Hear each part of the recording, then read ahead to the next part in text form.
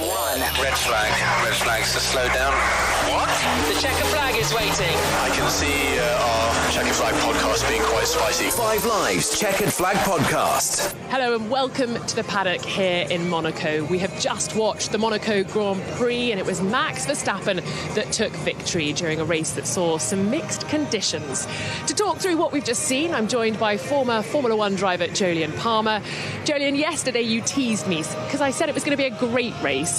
How do you describe it now that we've seen 78 laps of racing around the Principality? I'm going to start this with a couple of apologies, actually, on the Checkered Flag podcast. First of all, I said I'd take it if it was anything. If it was half a great race, I'd take it. And it was a really great race for Monaco standards, for any standards, having the... Okay, second part of the apology, the rain come, and two things I thought wouldn't happen, and they both did. I think one led to the other, and the rain came down, and it was just amazing to watch all the drivers on edge the whole time. Strategy suddenly thrown out of the window, drivers hitting the barriers, running into all the runoff areas. Trying to overtake each other amongst all of it as well. I don't know how much of that actually happened or how much was just the threat of it, but it was terrific. Well, look, apology accepted on my side, but I can't speak for our F1 commentator, Harry Benjamin, who you were ribbing all along about the threat of rain. Harry, the rain came, didn't it? Did it spice it up enough for you? I mean, I don't want to say I told you so, but this is sweet justice, I must say. Look, I mean, it didn't really look like the rain was going to come, did it, at the start? But it changes quickly in Monaco, and it came really at the perfect time. And it did spice it up, absolutely. It was chaos behind. We suddenly had all the cars on the dry tyre, not sure whether to come in. We had some bizarre strategy calls from Alonso coming in first for a dry and then for an inter. It could have actually had the potential to be far more chaotic. I'm surprised the order wasn't really jumbled up too much. We didn't really see any big shunts. Yeah, we had Russell running deep into Mirabeau. We had Stroll, who'd been, bumping into the walls since the dry weather, really. But he was the only one that really found the barriers and himself out of this race. But yeah, bit of rain in Monaco. That'll do nicely. Absolutely. I know, I'm surprised we didn't have a safety car or anything. The drivers were showing some incredible skill out there, Jolyon. I imagine you were impressed. Yeah, as a man who crashed as soon as we got going in Monaco in the rain, I can't believe... This podcast's not just to stitch you up, by the way. No, but I have so much respect because I've done it and not very well. So I have a huge respect for all of them out there to manage to get round there in fighting conditions for a long time in slicks with quite a wet track in the hairpin sections. It was supreme car control across the board. There were thrills and spills, some spins, plenty of lockups, a couple of touches with the wall, including Verstappen, who hit the wall pretty hard. Just he really rattled along it between Portier, but amazingly, no safety cars, no major incident, and just an action-packed race. Yeah, and that was a flavour of Max Verstappen's car control all weekend long. We saw it in qualifying yesterday. We saw more of the same today. Let's hear from our race winner then, and championship leader extending his lead over his teammate Sergio Perez. Here's Max Verstappen, your winner in Monaco. Max, well done. A dominant drive, but pretty scary to watch. Was it hairy in the cockpit? Especially with the inters when it started raining. Well, also with the slick tyres and the wet. Not a lot of grip out there, and I clipped a few walls here and there. Yeah, it was definitely very difficult, and you needed a lot of focus, to not crash, basically. But luckily we brought it home. Max Verstappen, now king of the streets in Monaco, extending his lead in the championship to 39 points over his teammate Sergio Perez, who had a torrid time of it. We'll come on to that a little later. But as we came into this race this afternoon, all the talk was about Max Verstappen versus Fernando Alonso off the line. And when the tyre blankets came off, Jolyon, we saw that they'd gone for different strategies. Did it surprise you that Fernando had gone for the harder compound? In some ways, yeah. I thought they'd be looking to the start as the best chance to take the lead, but they went for the opposite of what Verstappen was going to do. So they thought the obvious one was to go for the medium tyre and then go to the hard. No one really wanted to go for the soft tyre. And so Alonso thought, actually, you know what, probably won't take the lead, because maybe he listened to the checkered flag yesterday where we said, I can't remember anyone taking the lead from second place off the line.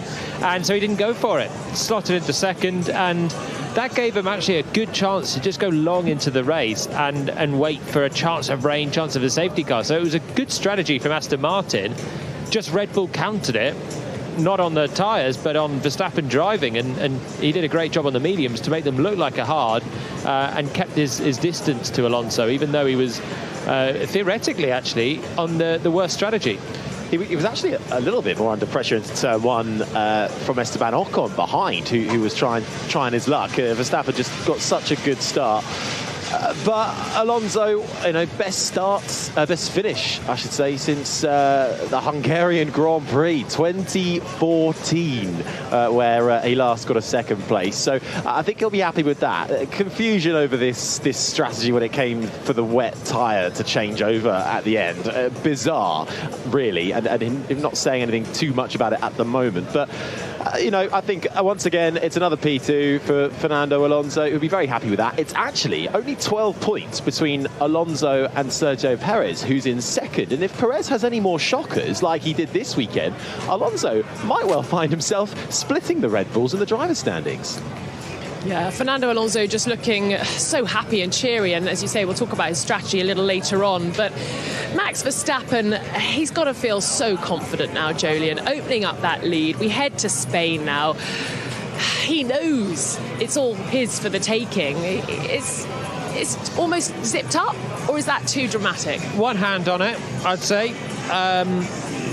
The engraving process, maybe the engraver's starting to trace out another Max Verstappen for the end of the year. We've got an awfully long way to go, but 39 points, and where's his rival coming from? Is only going to be a Red Bull with the pace that car has got. This race was their best chance of, or the rest of the field's best chance of beating Red Bull, and still Max did it, even in a kind of chaotic Monaco Grand Prix.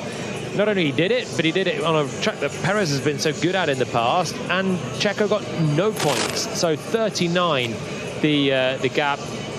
If he stays healthy for the rest of the year, he's done it.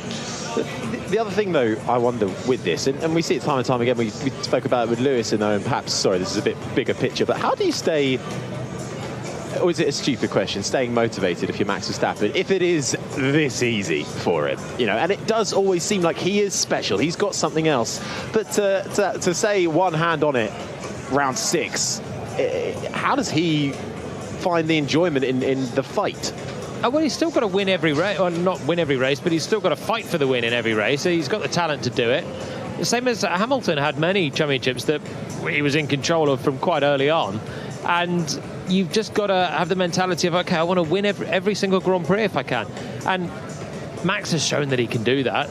Just last year, had the championship sewn up, but still went on that exceptional run in the second half of the season. He's just, when he's on form, he's able to just churn out good performances. He's got so much talent. The Red Bull team are fully behind him, and he can just do it the same way as Hamilton can. The best drivers, when they're on form, they got the backing of the team, and they've also got a great car. They can just get these performances time and time again. And I'm sure Perez will have some more good races this year. I'm sure he'll win some more, and I hope he can, because he's the best chance anyone's got of it not being Verstappen clean sweeping the rest of this. But I just don't see him doing it consistently enough to beat Max. It's been a weekend to forget for the Mexican driver, crashing in qualifying yesterday, so he knew that he rocked up to the racetrack this afternoon with a hell of a job on his hands. The rain couldn't help him, although at the very beginning of the race I thought, hang on, here we go. Red Bull are being quite sneaky here, pitting him early on and putting him onto that hard tyre, which was obviously the tyre to be on before the rain came. But Jolien, was there really ever a chance of him getting into the points this afternoon? It was always going to be tricky, wasn't it? We spoke about him in depth yesterday. From the back of the grid, when overtaking is so hard, you got to roll the dice somewhere. You got to make something happen, and they tried to do that by pitting lap 1. So said before the race that if he pits early, then you're under threat of just being covered off, and then you're snookered. but actually no one covered him off because I think he pitted so early that no one wanted to pit lap 2 and box themselves in, which momentarily looked like it was a good move for Perez. He was charging through, and there was a point where he was sort of net 3rd or 4th place because he managed to use his pace and catch the pack. But then the pack spread out, and he just got mired in traffic, and Lance Stroll was just in front of him for a very long time. They all had to clear Logan Sargent, who was going slowly. The Alpha Tauris were causing a bit of field spread in there as well, and the gaps just weren't really happening for him. And he lost touch with pretty much most people in the points. And probably knowing that, he got impatient, passed Stroll off the track, which was a silly moment from Perez. And then the next lap, he rammed into the back of Nico Hülkenberg. I think frustration for Checo. And on a track that he's done so well at, I think he'll know that really today was not a good day for him. But the damage was just done yesterday. You cannot start last in Monaco, even doesn't matter what car you've got. It's not the place that you can easily recover. They needed carnage, didn't they? Really, that's what they needed. They needed safety car. They needed the rain to come early, and they needed a red flag, something to really spice that up. Because really, the best he would have got up, maybe a P50, maybe on the fringes of the points. No, well, if he hadn't have gone into the back of Hülkenberg, then he was already going to get a 5-second penalty, I think, for passing Stroll off the road. So if he hadn't have done either of them, then it has still been maybe on the cusp of the top 10 by the time that your McLarens and Tsunoda pit. Then there's the chance of rain coming as well. And, I mean, never say never for a couple of points if Perez and Red Bull had have maximised it. So if he hadn't have got impatient earlier on, then there was a chance to scrabble 1 or 2 points. But 1 or 2 points compared to 25 for Max Verstappen. The gap's 39 points. If it was 37, it'd still be one hand on the trophy for Max. It's just such a big swing. He needed Verstappen, when he hit the barriers, to write a corner off and be out of the Grand Prix, and the gap stays at 14. That's what he really needed. Let's hear from Checo then after a weekend to forget in Monte Carlo. Checo, at the beginning of the race, it looked like you guys pulled quite a good move on coming in and jumping a couple of cars through pitting, and then it all got away. Can you just describe your race for me? Yeah, I mean, he was looking all good. I think we were in the window from Ocon, but very early on we hit the degradation cars, and we just dropped to their pace. Something really much as expected. So, yeah, it was a massive shame, really. And the conditions out there, a near miss or actually a hit with George Russell. You also having a bit of trouble on your own in the swimming pool section. How difficult was it to control the car in these conditions? Yeah, it was. They were tricky though. Those conditions out there, they were not ideal. So overall, yeah, I only want to move on from now and think in Barcelona because it was a terrible weekend. And do you feel you can overturn this difference to Max now? It's going to be difficult. I need to be perfect in the next few races. You know, I need to get victories and start to get them fairly early. It was eventually P16 for Checo Perez, benefiting from Nico Hülkenberg's penalty. And Jolien, we move now to Spain. Is it a good thing for Checo to be racing again in just a few days' time? I think so. It's just a chance to reset from a horrible weekend, and you don't want to have a long break. We've had a couple of quite long breaks so far this season, and in that time you can dwell on it, you can get a bit downbeat. We'll be going again in 5 days in Barcelona, and yeah, he's got to refresh and he's got to try and of course win the race and eat back into the gap and not listen to the doom-mongers that think it's all done just yet. It's easier said than done. His last non-points finish was Austria last year, so that's how far you've got to go back. But when you're in the Championship Challenge, as Jolien has said, you can't afford to be picking up absolutely nothing. And just the reality of it is, he can win on his day. We've seen it already this year. But when Checo's on great form and he's getting everything perfect, he can hold off Max, and he's done it in Baku and in Jeddah this year with superb races. He's beaten Max just. Problem is, when it's the reverse and Max is driving on the top of his game, he can take huge chunks out of Checo. He can do this, and that's why if the season was kind of less long than you say a DNF for Max, and it can be tight, but over 22 races with just the form guide and how strong Verstappen is, I just can't see it happening, although I'm sure he'll pick up some wins, as I've already said. The other thing, though, with Verstappen is on that, too, is Verstappen wouldn't crash in quali like that. He wouldn't ever find himself in that scenario. You know, to go back to his last retirement for Verstappen was Australia last year, and that wasn't his fault. It was the car went kaput on him. That was the last time he didn't score any points in a Grand Prix. So, again, it's just that it would never happen to Verstappen, but Perez, it's obviously unfortunate. He's a top quality driver, but it's not unexpected that if it's going to happen to anybody in that team, it's probably going to be Perez that makes the mistake, and Perez that will suffer for it. Well, let's focus back in on our podium finishers now. Of course, Fernando Alonso finishing P2 in the Aston Martin. Was the win there for him today? Did they throw it all away by putting him onto a slick instead of an Inters when the rain was falling? It could have been pretty tight, and I think Aston Martin, first of all, finishing second in Monaco is good. They started second, finished second. They've beaten everyone that they would have expected to be beating today, and I don't think they would have expected to win. I think Alonso and Aston Martin were more worried about the drivers behind when it started raining than thinking about winning the race. However, I just think they were in a position to strike and take a shock win. When they pitted Alonso the first time, the rain was coming down. I think Fernando was about 12 or 13 seconds back from Max, and if Alonso had just bolted on intermediates like everyone else was doing at that stage, he'd have come out and he could have taken huge chunks out of Verstappen, who was still out on a slick tyre and rattling along the walls on his in-lap. Could he have taken 12 or 13 seconds? I haven't looked into it yet, but I imagine he potentially could have done, and that was his chance to win the race. And even if not, even if he would have come out just behind, it's still a huge gaffe from Aston Martin, that, because it was a chance to do it. And it's the sort of thing when you're Aston Martin and you're now into the cutthroat business at the front of the F1 pack. You get the spotlight on the strategy decisions, and we've seen Ferrari make some blunders here in the past and probably a little bit here today, but Aston Martin there have made a poor call, and when they're pitting the very next lap to make the right call, it just shows quite how wrong the call was. Let's hear from Fernando Alonso, finishing P2 today, but potentially the win was there. Fernando, congratulations, but do you think you actually threw away the win today with your strategy when the rain started? I don't know. I think, if you look back, obviously you could do things differently. But if I stay out and I go directly to Inters, I may crash if I stay one more lap with the slicks. And it's a DNF, so, you know, it's never easy to say. But I think the team was very aggressive already from the start, choosing the opposite tire of Max, starting on the hard tire. So that shows our commitment of risking and try to win a race. It didn't work because we didn't have the pace, but we're still risking. Were you ever going to go for the medium, though, to try and get him off the line?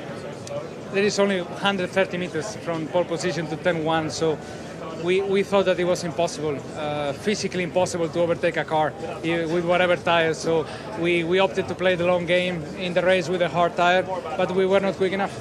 And just finally, on that decision-making, is it you or the team when it comes to the start of the race, but also critically when the rain's falling? Both, mostly the team, and we have an incredible team of strategists also back in Silverstone, but they ask the driver as well what is our opinion, but we shared the opinion. We thought better to risk, if we lose the podium with too brave a strategy.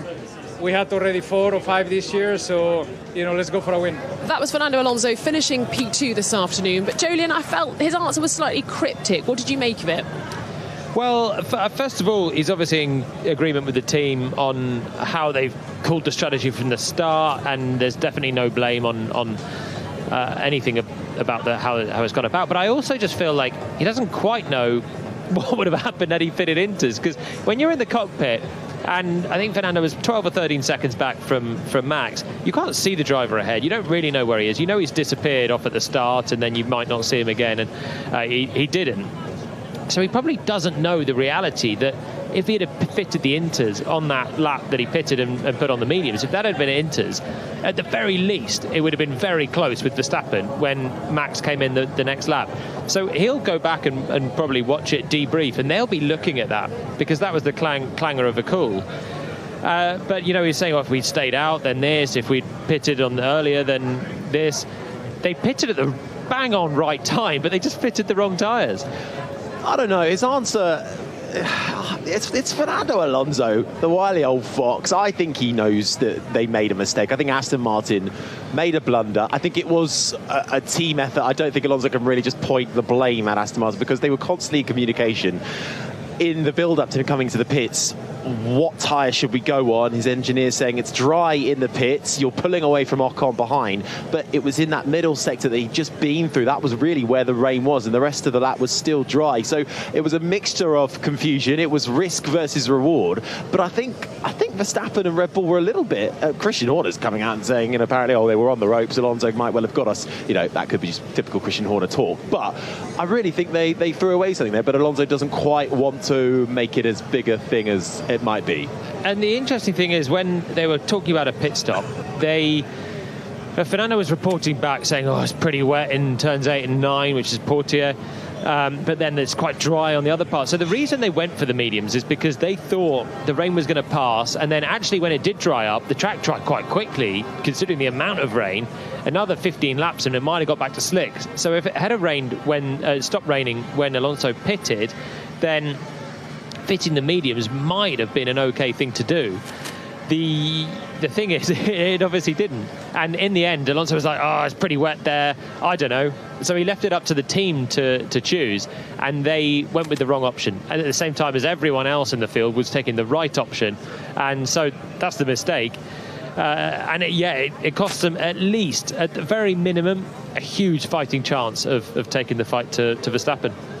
Esteban Ocon finishing P3, and guys, a performance that could not have come at a better time for the Alpine outfit after that blasting they got from their CEO Laurent Rossi over the Miami weekend. A podium finish. I mean, it's perfect timing, isn't it? Yeah, third career podium for Esteban Ocon, and he really had to fight for it as well. The cars behind Sainz early doors was really making him sweat in the Ferrari, and then we had the pit stops play out, and then Hamilton was also closing in on him in the Mercedes. But this Alpine pace is, ever since really that telling off from Laurent Rossi, it's almost instantaneous that they have now upped their speed on track. It's rather impressive. Gasly as well, 7th, best result since joining Alpine at the start of this year. So all in all, fairly happy. Of course, teammate on the podium, he'll be the happier of the two. But a really good day for Ocon. I'm really pleased to see him up there, actually. Thoroughly deserved.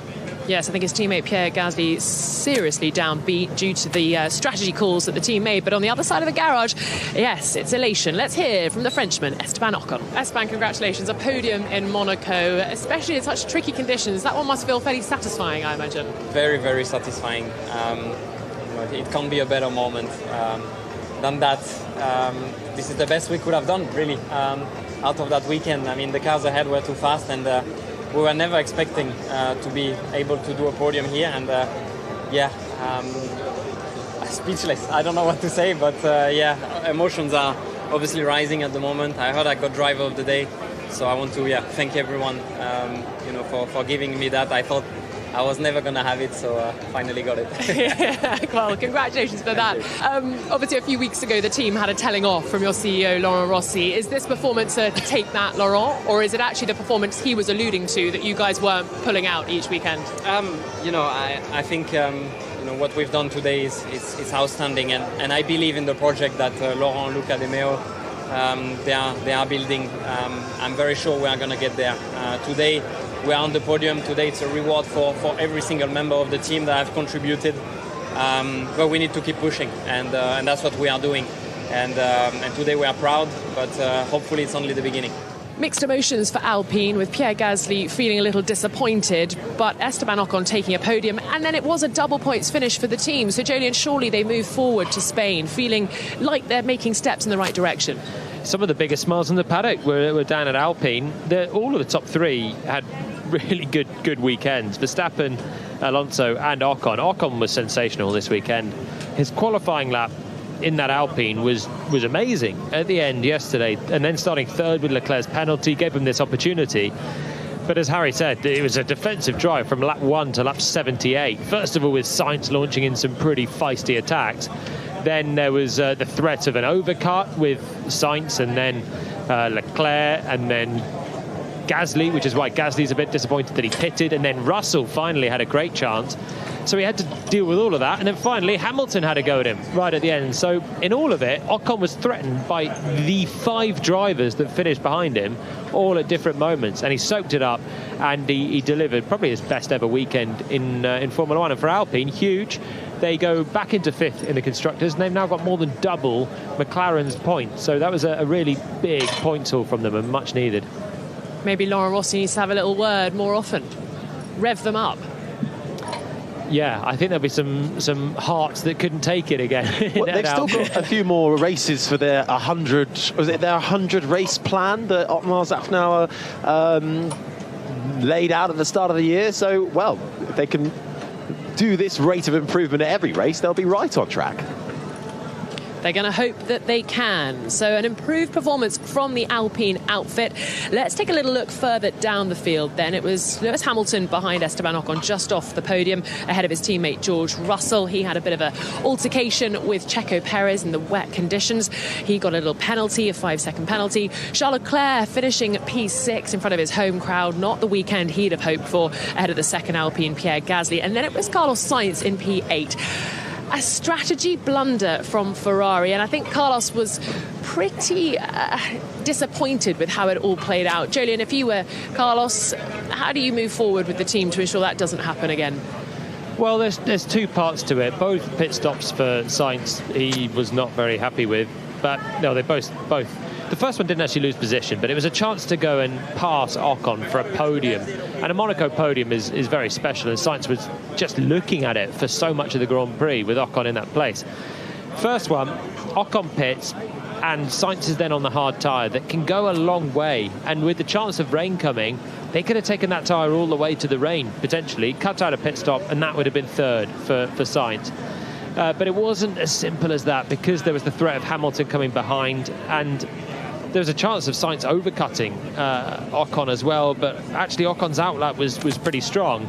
So in that moment, Sainz was very frustrated to have his one shot at strategy sort of taken away the very lap after Ocon pitted. And when you emerge and you see that you're right behind the car that you've been stuck behind the whole time, it's pretty frustrating. Actually, Ferrari, apart from staying out and waiting for the rain, they did the right thing at that stage. The rain staying out would have been the strong move, and maybe was the option for Leclerc when he then was in that position. The second one was waiting for the wet tyres, which they just did a lot. They just waited and waited and waited, hoping that the rain would pass. And whilst Alonso pitted and put the dry tyres on, he immediately corrected that, put on the Inters. At the same lap that Red Bull pitted Verstappen, but Ferrari just waited and waited and waited and pitted the Inters way too late and lost more position there. So I think that one was a bit more 50-50 between the drivers and team, and Sainz and Leclerc both were kind of feeling okay about that one. And I think it's just because also we've been looking at Ferrari strategy for a long time, that every time something happens and you hear some irate drivers, it's a talking point. But for me, the Aston Martin one with Alonso is the big talking point on strategy from this race. Well, it was, yeah, but you're right. We're so used to Ferrari strategy being wrong. But if you're Carlos Sainz, you're coming home 8th, only ahead of the McLarens, where that podium was there. And this was a feisty Sainz we had this weekend. Early doors fighting with Ocon, getting super close to the back of him, coming out of the tunnel into the braking zone of the Nouvelle Chicane. This was earlier on in the race, and a tap on the rear, and got some damage on his front wing. Was able to keep going and wasn't given any black and orange flag because the piece removed itself. So Sainz was feisty here. He was fast, and overall this weekend, bar qualifying, Sainz looks like he's actually had the pace advantage slightly on Charles Leclerc. I'd be fuming if I was Sainz. Down in 8th. Questions to ask once again, but I think it's slightly masked because of all the chaos with the rain, and then some right decisions being taken. And of course, as Johnny alludes to, this Aston Martin strategy, which kind of trumps the blunder from Ferrari. Well, let's hear from Carlos Sainz then, finishing P8 and potentially throwing a podium away today. We will analyze and get better like always, and today definitely it surprised me, the timing of the pit stop, especially when I left the pits 1 second behind Esteban. I thought at least we were having a chance to overcut, but we clearly didn't. The in-lap was really, really fast. I felt like on a hard I could have always extended, and I could have waited for the rain, waited for a safety car, red flag, especially because I had managed a lot of the tires, and it didn't happen. Did they throw a podium away for you today? With a perfect race, yes. But today, Esteban and the top 3 did the perfect race, and we didn't. A disappointing outcome for the Ferrari outfit then, P6 for Charles Leclerc and P8, as we were saying, for Carlos Sainz, and actually both Mercedes finishing ahead. So what do we read into that, Jolien? Have they made a move forward? Has the changes, have the upgrades made a difference? No, I don't think you can say that. Maybe they have, but we'll find out next week when we're on a better track, a better test track for it in Barcelona. They were just an example of a team getting things roughly right with strategy and didn't do anything special. In fact, Russell had a golden opportunity to take the podium when he stayed out, didn't do the stop. So he only did one stop in the race, but then made a mistake as he was on his slick tyres and then hit Perez and got a 5-second penalty for the rejoin. But going through that runoff at Mirabeau cost Russell a great chance of actually beating Ocon and taking a podium from 8th on the grid. So that would have been something. 4th and 5th, solid. And I guess they beat Ferraris that got the strategy wrong, pitting for the intermediates. But kind of not a huge amount more than that. They'll be disappointed that on merit this weekend, Ocon has beaten them.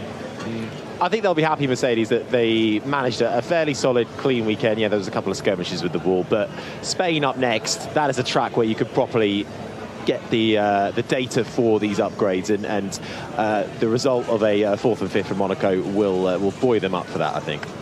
Lewis Hamilton was joking with me that he's saved the photos of the floor of the Red Bull on his phone, and he'll be looking at them very closely, zooming in, and they'll hope that they can zoom a little faster next weekend in Spain.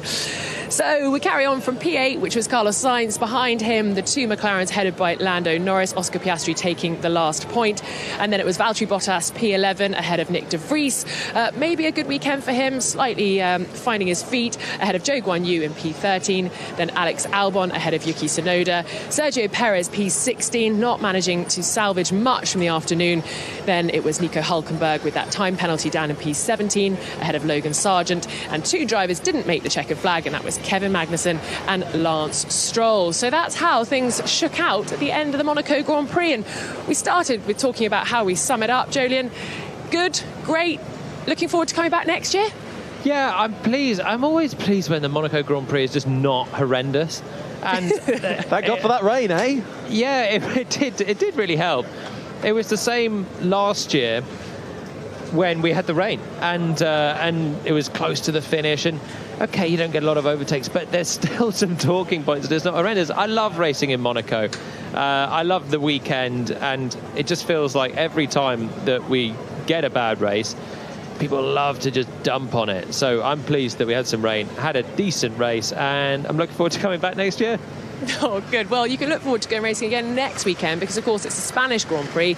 And, Harry, more conventional track, more traditional circuit. And is it going to be Red Bull that rise to the top again, do you think? Well, it's hard to put anybody else up there, isn't it? I'm sure Alonso will be up on the podium somewhere if it's a typical race weekend. It might well be Verstappen, Perez, Alonso. Alonso on the podium in his hometown, that'll be something. But to go back to the scene of Max Verstappen's, Red Bull debut, and with it, a first career win, it's ominous. Well, driver of the day this afternoon was officially Esteban Ocon. But, guys, your driver of the day, Jolien, I'll start with you. Ocon. Oh, concurring with the officialness. And you, Harry? I'm actually going to say Ocon as well. Sorry to be boring, but yeah, Ocon deserved that one. Do you know what? I've just loved watching the 20 drivers work their way around the streets here, and some of the hairy, scary moments where they've kept the car on rails, brushing, touching, bringing the wall with them, and my goodness me, we've all been glued to the screens. It's been a great weekend. Harry Benjamin, Jolien Palmer. Whoa. Hang on, I asked you. Who was your driver of the day? Come on. I said all 20. No, get out of town. Get out. Absolutely not. Do you know what? Okay, I'm going to go for Max Verstappen because I just think what he was doing with that Red Bull car yesterday during qualifying, clipping the walls on the way to taking pole position, and then again brushing the walls today. I just think we are watching a master at work, and I know people start to dislike the domination in Formula One, but aren't we lucky to witness this? I think it was sensational from him this weekend. Look, Max was unbelievable yesterday. The final sector he did to take pole was the most perfect sector I can think of in Monaco. Was he a bit lucky today? when he skated down the barriers at Poitiers, was he a bit lucky that he didn't hit that at a slightly different angle and knock himself out from the win? I'm going to say yes. The cars are so strong now is most of the reason that there's 18 finishers. And that's the reason I give it to Ocon, because he didn't hit the barriers and he had so much to do defensively in this one. OK, fine. But I still just think we're witnessing masterclassness. Is that even a thing? Mastery. Go with mastery. Mastery. Thank you. Mastery in Monaco. There we go. Harry Benjamin, Jolyon Palmer, it's been a pleasure chatting to you over the weekend and throughout this podcast. This has been an IMG production for BBC Radio 5 Live.